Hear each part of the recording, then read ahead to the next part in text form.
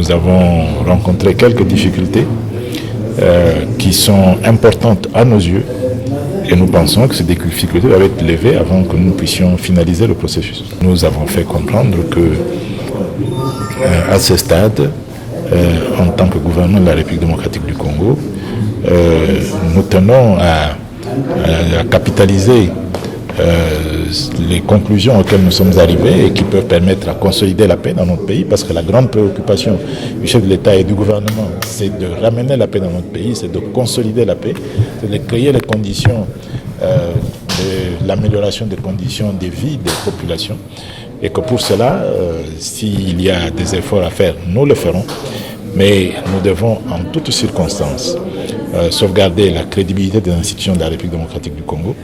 Et il est important que, au stade où nous sommes arrivés, le texte qui sortira puisse refléter le fait que nous avons affaire à un gouvernement légitime d'un côté et à une force négative, une rébellion qui a cessé d'exister de l'autre. Il s'agit de la nature du document. Il s'agit de la nature du document. Et la nuance est importante, madame. Et je crois que ceux qui suivent le processus ont bien compris de quoi il s'agit.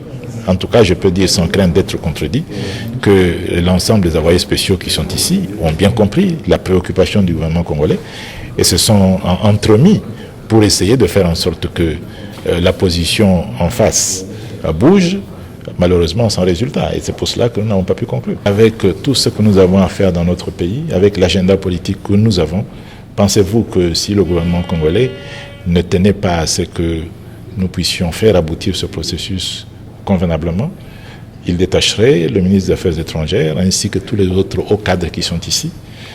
Nous ne venons pas ici pour faire du tourisme.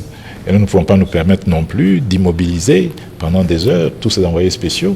Nous ne pouvons pas nous permettre d'immobiliser le chef d'État d'un pays ami frère comme l'Ouganda simplement pour faire du cinéma.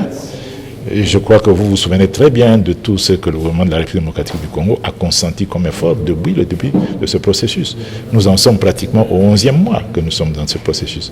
Et vous savez que toute la charge, y compris financière, a été supportée par le gouvernement de la République démocratique du Congo.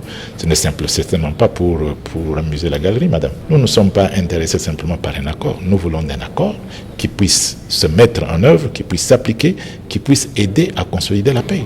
Donc, nous prendrons le temps qu'il faut pour nous mettre d'accord, s'il y a lieu de nous mettre d'accord.